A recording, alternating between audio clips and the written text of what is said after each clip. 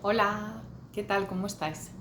Bueno, me he decidido a empezar este canal eh, aquí en YouTube, pues porque quiero contaros mi experiencia, quiero ayudaros y creo que bueno, pues aunque mi experiencia con el autismo no es muy de muchos años, tengo un niño pequeño llamado Tomás que tiene ahora mismo 4 añitos, que cumplió en marzo y, y es autista, o eso pensamos. Ahora os contaré. Y bueno, pues creo que os puedo, a pesar de esa poca experiencia, creo que os puedo ayudar bastante. Entonces, bueno, una de las primeras cosas que quiero deciros es que si estáis en la situación en la que vuestro hijo o hija va a la guardería, el equipo de atención temprana pues se pone en contacto con vosotros a través del profesor porque quiere evaluar a vuestro hijo, etcétera. Vale, lo primero que quiero deciros es que creo que deberíais primero observar a vuestro hijo o a vuestra hija. Si observáis que a pesar de que el niño o la niña pues parece normal o típico, eh, veis que por ejemplo pues nos señala, observáis que nos mira mucho a los ojos, eh, esas dos cositas creo que son bastante relevantes sobre el autismo. Después hay otros rasgos, otras cosas que también se pueden ver en este tipo de niños. Por ejemplo, son niños que no están desarrollando mucho el juego imaginativo.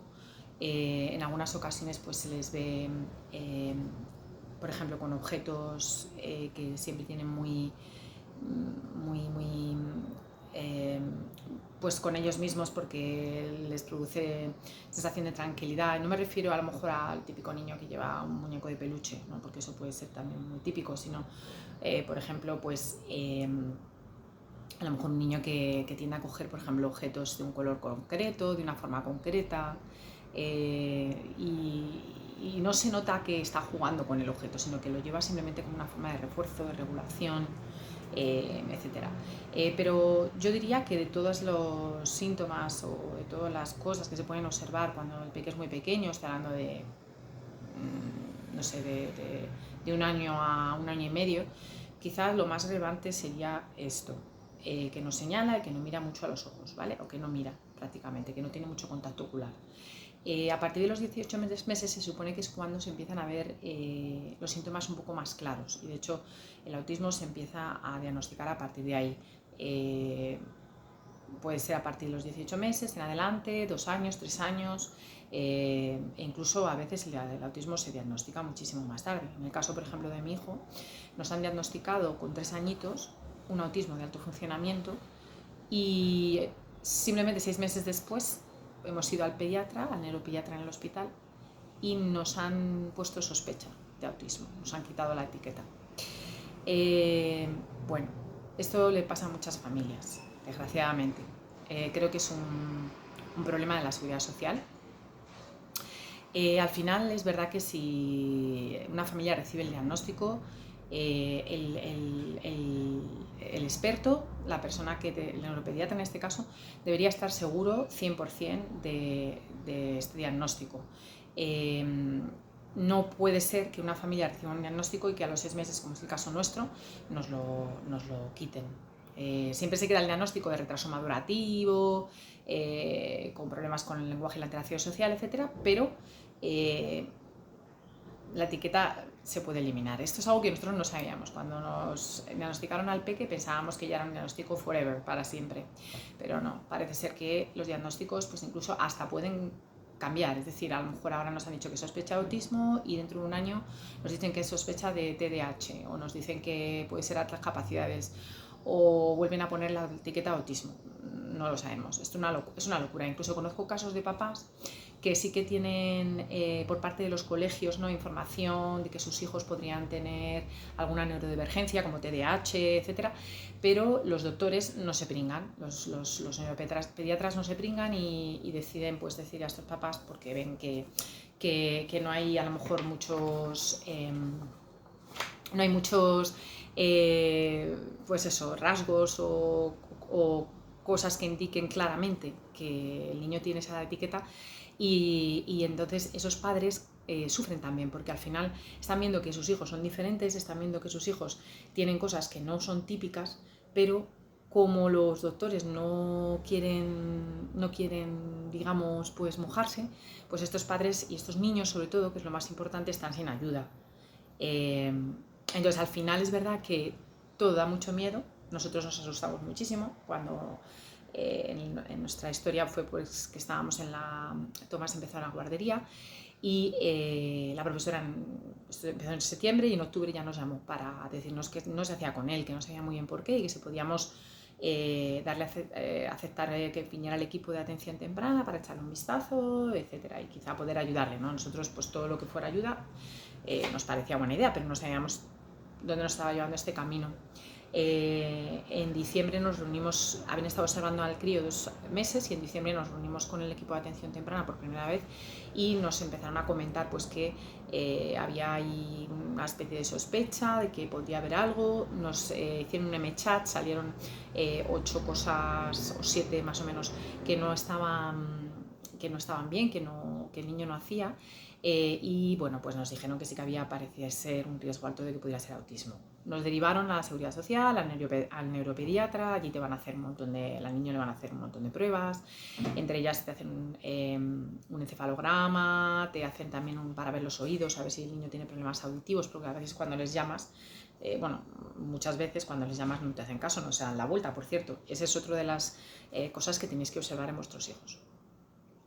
Y finalmente, si se hacen todas esas pruebas y se descarta, no existe nada, ¿no? Por ejemplo, un X frágil, por ejemplo, que es muy obvio del autismo, etc., pues se descartan todas esas cosas, pero en realidad no se descarta el autismo, que es algo que tampoco te explican, porque tú crees que vas a hacer las pruebas al niño y piensas que, pues que directamente, si las pruebas salen bien, pues el niño no tiene autismo. Y no es más lejos de la realidad. En realidad se descartan otras patologías o condiciones, pero el autismo sigue ahí, puede estar presente. Vale, entonces cuando esto ocurre da mucho miedo. Como digo, nosotros hicimos todas las pruebas, todo salió bien, pensamos que esto ya era algo positivo, pero pues luego pues, con el paso del tiempo nos dimos cuenta de que no es así. Entonces, por eso digo que siempre observéis muy bien a vuestro hijo. Si observáis a vuestro hijo y notáis que vuestro hijo sí que tiene mucho contacto ocular, o que señala, o que le llamáis por su nombre y contesta, aunque no todas las veces, pero contesta bastante frecuentemente, quizá os podéis evitar todo esto del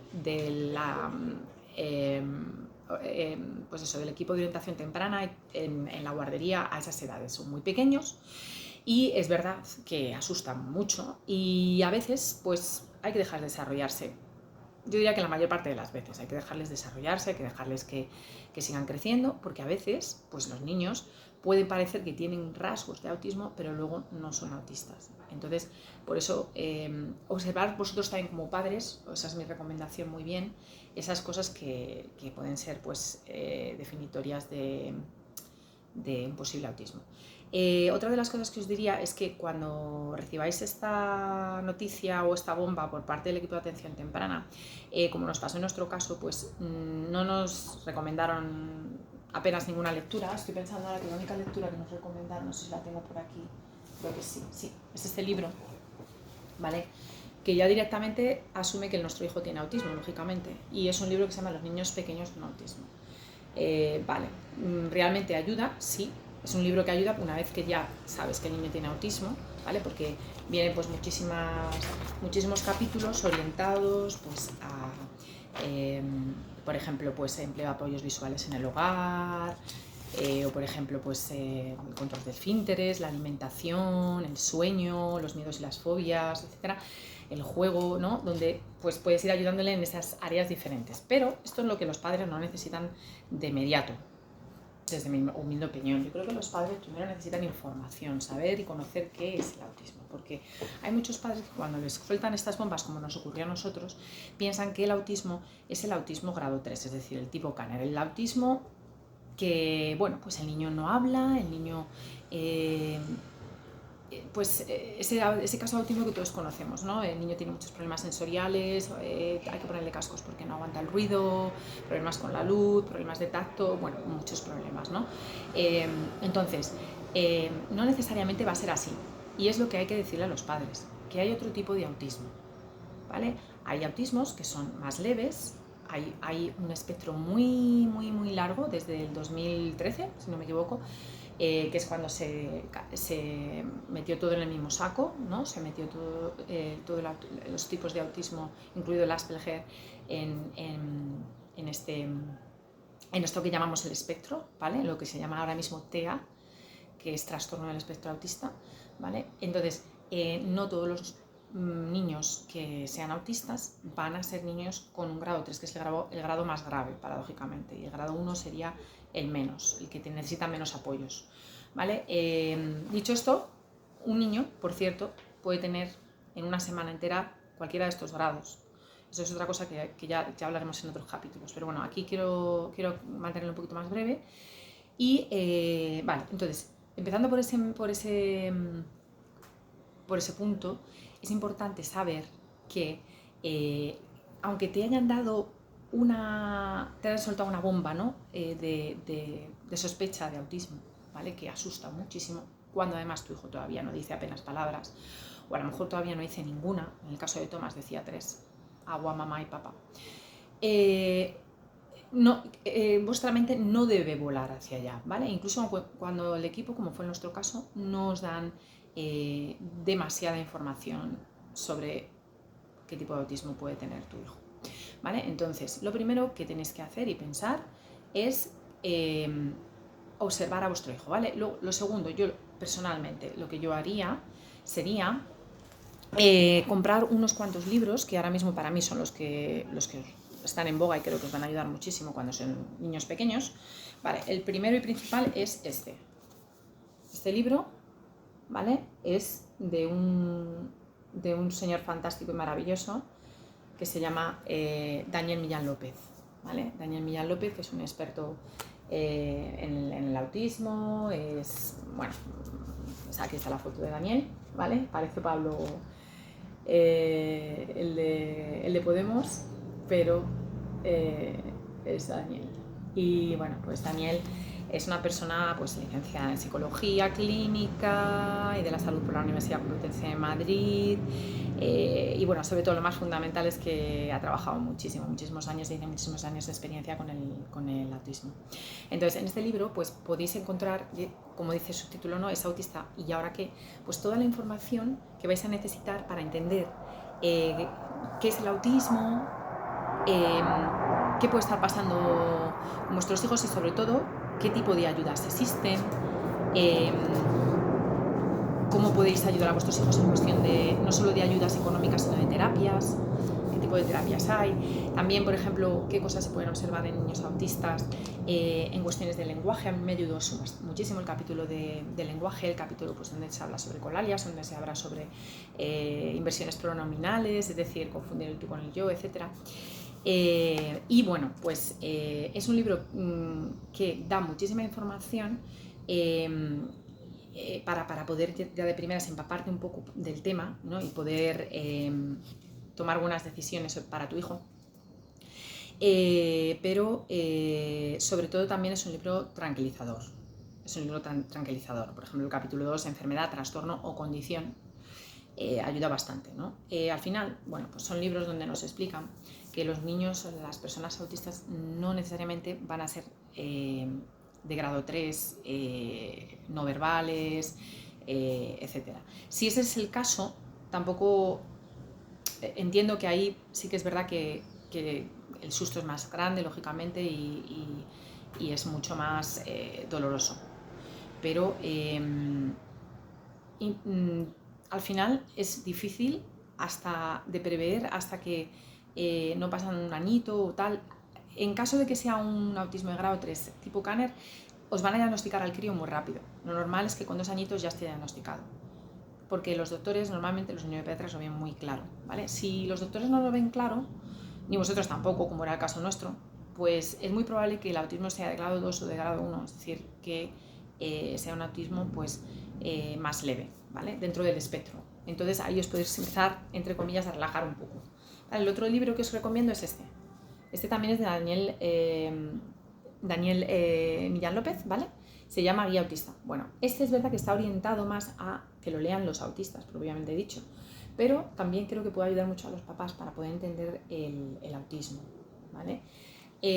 Bueno, pues igual, son consejos para sobrevivir en el loco mundo de los neurotípicos. Esto es una cosa que voy a hacer también en un vídeo, algún día de estos que quiero comentar, porque al final es verdad que las personas autistas tienen muchas cosas que hay que trabajar, pero en muchas ocasiones el problema no está en ellos, sino en cómo la sociedad ataja este tipo de personas autistas, donde no existen adaptaciones y donde sí se asume una etiqueta, pero luego no se realizan las adaptaciones adecuadas para que estos niños pues, no tengan que pasar por la vida sufriendo, básicamente, y con ansiedad y estrés. Pero esto será otro vídeo. Y finalmente también otro de los libros que me recomendaron, Seres Humanos Únicos, también es una joya, ¿vale? En este caso es un autor que se llama Barry M. Present, no sé si lo podéis ver, ¿vale? Y este libro también está muy bien porque nos enseña también pues, muchos casos de niños pequeños que a lo mejor no hablaban o que hablaban poco, pero luego se han ido desarrollando como adultos pues de una manera bastante buena. Al final es verdad que cuando son niños pues es donde existen mayores problemas o mayores retos. Pero a veces cuando se van haciendo mayores poco a poco, pues ellos van venciendo esos retos y van consiguiendo, muchos de ellos, tener vidas incluso normales cuando se hacen adultos con un poco de ayuda. Entonces eso da mucha esperanza. Por eso creo que es un libro que está muy bien para leer. Aquí nos hablan, por ejemplo, de Temple Grandin, que es una señora que es autista. Hay una película sobre ella también que es fantástica. Y bueno, nos habla también de otras personas que son un poquito menos famosas. Pero al final es verdad que hay muchas personas autistas por ahí por el mundo y no lo sabemos. Hasta que no nos encontramos nosotros con el autismo de cabeza en un familiar. Ahí es cuando empezamos a descubrir esta información. Personas como Keanu Reeves, Anthony Hopkins, Bill Gates, Michael Phelps, el famoso nadador, bueno, pues son personas autistas y han conseguido vidas incluso muy exitosas. Es decir, que tampoco hay que pensar que porque me han dicho que mi hijo puede tener autismo, ¿no? Ya la vida se va a acabar. Creo que estas 3 lecturas son básicas, pero en un momento de agobio en el que no puedo cargarme con 3 libros porque es muchísima información, pues yo creo que este es el mejor, el primero, ¿vale? Este sería para empezar. Tampoco os agobiéis, tranquilos, daros tiempo. Siempre es importante que los padres estéis bien, porque si no, no vais a poder ayudar a vuestros hijos. Y bueno, pues en nuestro caso, nosotros a estas alturas todavía estamos con ayuda psicológica, pero que nos está ayudando muchísimo porque al final es verdad que como repito, ¿no? Que si tú no estás bien no vas a poder ayudar a tu hijo. Y creo que al final cuando vamos a terapia, algunos padres pues piensan, bueno, voy a terapia, le dejo a mi hijo allí y luego vuelvo y ya está, pero no es así. Al final los padres con niños autistas pues tenemos que hacer terapia en casa para ayudarles, para poder...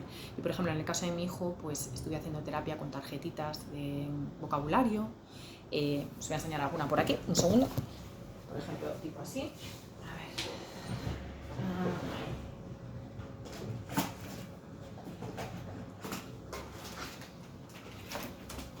Tarjetitas de vocabulario para cuando era muy chiquitito. Lo intentaba hacer siempre de una manera muy divertida.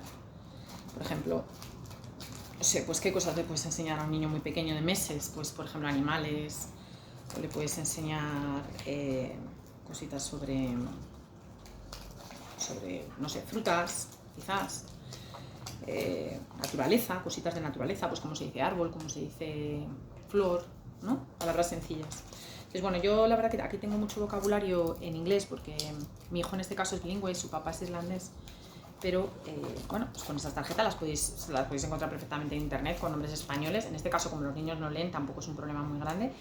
Y bueno, pues de una manera divertida, pues vas a, cuando son muy pequeñitos, con meses, estoy hablando de 18 meses, 2 años, pues puedes ir ayudándoles y en nuestro caso ha sido muy efectivo. Por ejemplo, pues aquí tenemos un conejo, pues le preguntas a tu hijo, ¿qué es esto, hijo? Si no lo dice, pues tú le ayudas.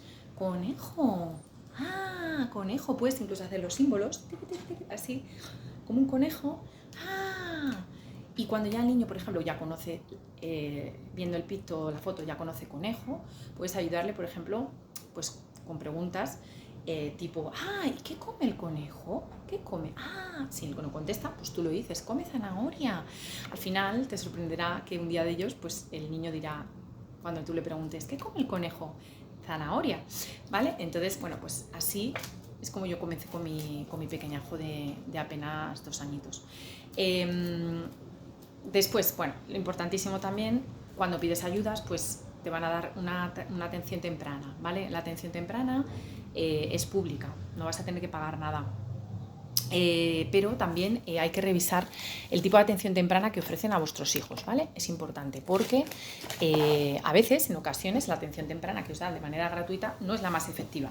Nosotros, en nuestro caso, hemos tenido un tratamiento de 1 año con 2 personas, pero fundamentalmente con una persona, que ha sido efectivo, ¿vale? En su momento, pero después de ese año hemos considerado que el tratamiento se quedaba un poco obsoleto y que el niño necesitaba otro tipo de ayuda. Sin embargo, sí que hemos aprovechado pues, el centro público para poderle hacer una terapia social.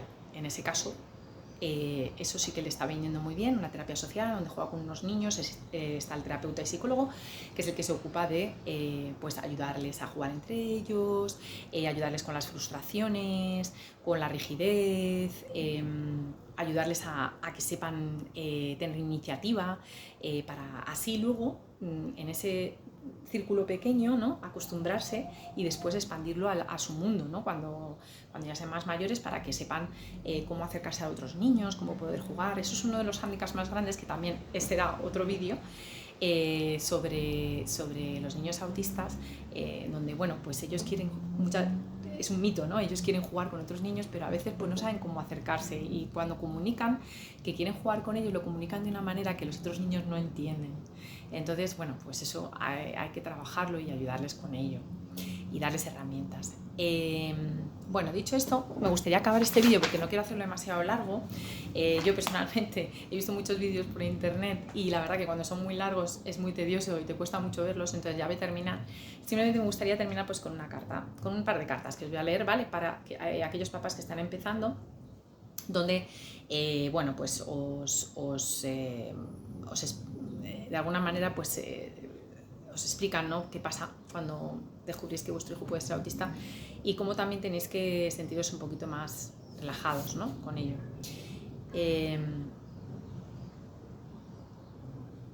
Bueno, pues bienvenidos a Holanda. A menudo me piden que describa lo que es la experiencia de criar a un niño con una discapacidad. Para ayudar a entender lo que esta experiencia única significa, a aquellos que nunca la han leído, para poder imaginar lo que se siente, déjenme decirles que es algo parecido a lo siguiente. Cuando se va a tener un bebé es como planificar un viaje de vacaciones fabulosas a Italia. Se compran un montón de guías turísticas y se hacen planes maravillosos. El Coliseo, el David de Miguel Ángel, las góndolas de Venecia. Uno se prepara incluso para aprender algunas palabras en italiano. Es muy emocionante. Luego, que se han pasado meses en expectativa, finalmente llega el esperado día. Horas más tarde, el avión aterriza. La aeromoza se acerca, bueno, la azafata, y anuncia: bienvenidos a Holanda. ¿Holanda?, se pregunta uno. ¿Cómo que Holanda? Mi vuelo era a Italia. Se supone que debía estar en Italia. Toda mi vida he soñado con ir a Italia. Pero ha habido un cambio en el plan de vuelo. El avión aterrizó en Holanda y debe quedarse aquí. Lo importante es que no le ha llevado a un lugar horrible, desagradable y sucio, lleno de pestilencia, hambre e enfermedad. Es solo un lugar diferente. Así que usted debe salir a hacer compras y adquirir nuevos mapas y guías y debe aprender un nuevo idioma y conocerá un montón de gente que nunca habría conocido, solo que en un lugar diferente, con un ritmo un poco menos ajetreado que el de Italia, menos bullicioso y aparatoso, pero luego de estar allí por un tiempo, una vez que la agitación ha pasado, usted mira a su alrededor y comienza a darse cuenta que Holanda tiene los molinos de viento, y Holanda tiene los tulipanes, Holanda tiene incluso Rembrandts. Pero todo el mundo está muy ocupado, yendo y viniendo de Italia, y todos se afanan de las maravillosas vacaciones que han pasado allí. Y por el resto de su vida, usted se dirá, sí, allí es donde yo debía haber ido. Eso es lo que tenía planteado. Y ese dolor nunca jamás se irá, pues la pérdida de ese sueño es una pérdida muy significativa. Pero si usted se pasa la vida lamentando el hecho de que no llegó a Italia, nunca tendrá el espíritu libre para disfrutar lo más especial, lo más precioso de Holanda. Ahora viene la segunda carta, que se titula Celebrando Holanda, estoy en casa. Ya llevo más de una década en Holanda, se ha convertido en mi hogar. He tenido tiempo para recobrar el aliento, para establecerme y acomodarme, y para aceptar algo diferente a lo que había planificado. Mirando atrás, reflexiono sobre los años recién arribé a Holanda. Recuerdo con claridad el golpe emocional, mi temor, mi ira, el dolor y la incertidumbre. Durante estos primeros años traté de regresar a Italia, tal como lo había planeado, pero fue en Holanda que debí permanecer. Hoy en día puedo decir lo mucho que he andado en este viaje inesperado. He aprendido tanto, pero este recorrido ha tomado su tiempo. Trabajé duro, compré nuevas guías de viaje, aprendí un nuevo idioma y lentamente hallé mi camino en esta nueva tierra. Conocí a otras personas cuyos planes cambiaron, al igual que los míos, y que podían compartir mi experiencia. Nos apoyamos mutuamente y algunos se han convertido en amigos muy especiales. Algunos de estos compañeros de viaje llevaban más tiempo que yo en Holanda y resultaron ser guías veteranos, ayudándome a lo largo del camino. Muchos me han alentado. Muchos me han enseñado a abrir más ojos a las maravillas que pueden contemplarse en esta nueva tierra. He descubierto una comunidad que se preocupa. Holanda no era tan mala. Creo que Holanda está acostumbrada a viajeros extraviados, como yo, y se han tomado en una tierra hospitalaria que extiende la mano para dar la bienvenida, ayudar y apoyar a recién llegados como yo. A lo largo de los años me han preguntado cómo hubiera sido mi vida si hubiera aterrizado en Italia, cómo lo planifiqué. ¿Hubiera sido más fácil? ¿Hubiera sido tan enriquecedora? ¿Hubiera aprendido yo algunas de las lecciones tan importantes que he llegado a asimilar? Cierto, este viaje ha sido más retador y a veces yo he pataleado y he exclamado en protesta por frustración. Y aún lo hago. Y efectivamente Holanda va a paso más lento que Italia y es menos llamativa que Italia. Pero también esto se ha convertido en una ventaja inesperada. De cierta forma, he aprendido a aminorar la marcha y a mirar más de cerca las cosas, ganando una nueva apreciación de las bellezas notables de Holanda, con sus tulipanes, molinos de viento y obras de Rembrandt. He llegado a querer a Holanda y a llamarla mi hogar. Me he convertido en un viajero del mundo y he descubierto que no importa dónde aterrice. Lo que es más importante es lo que se logre hacer del viaje y que se vean y disfruten las cosas especiales, las cosas hermosas, las cosas que Holanda o cualquier paraje tiene que ofrecer. Cierto, hace más de una década que llegué a un lugar que no había planificado. Sin embargo, estoy agradecida porque este destino ha sido más enriquecedor de lo que hubiese podido imaginar. Bueno, pues esto es unas cartas, no sé si aquí pone, sí, la autora es Cathy Anthony. Ahí viene, ¿vale? Y bueno, pues también está bien esto porque nos puede ayudar al principio cuando todo es muy oscuro, ¿no? Y parece un túnel sin salida. En el caso de mi hijo Tomás, bueno, pues ya os enseñaré algún vídeo de él, pero de momento sí que quería deciros que hoy por hoy tiene 4 añitos, es un niño que habla muchísimo, Es un niño que se comunica muchísimo conmigo. Sí es verdad que se comunica de forma especial porque me habla mucho de sus cosas, de sus intereses, etc. Pero ahora, a estas alturas, ya estamos consiguiendo, bueno, de hecho, responde prácticamente a todas las preguntas y estamos consiguiendo también incluso que nos esté contando ya cositas de sus experiencias. Por ejemplo, ahora está en un campamento de verano y el otro día pues me contaba lo que hacía en el campamento de verano, etc. Tomás no es Asperger, Tomás es autismo de alto funcionamiento, que existe y está ahí, aunque desgraciadamente tiene muchos retos, a veces incluso más que un grado 3, porque de cara a la sociedad me refiero, porque al final el grado 3, un síndrome de Down, por ejemplo, se ve muy rápido, pero un grado más alto o un alto funcionamiento, porque bueno, Tomás pues todavía no está definido como con grado, pues es más difícil de ver y al final es más difícil de aceptar, ¿no? Porque parece un niño aparentemente típico, pero no lo es. Y hay padres que pueden llegar a pensar que eres una mala madre por permitir o dejar hacer ciertas cosas. Pero eso no debe importarte y será la conversación de otro vídeo también. Tengo muchas cosas que contaros, muchas cosas que explicaros, pero de momento lo vamos a dejar ahí, son 30 minutitos que creo que está bien y bueno, pues no sé si lo he dicho, pero yo soy Bea. Y bueno, pues este es mi primer vídeo y si os interesa saber más cosas, suscribiros al canal y así cuando saque más vídeos pues podréis verlo. Espero que toda esta información os haya ayudado. Esta es mi intención con este canal y bueno, pues un beso muy fuerte a todos y muchos ánimos, no estáis solos.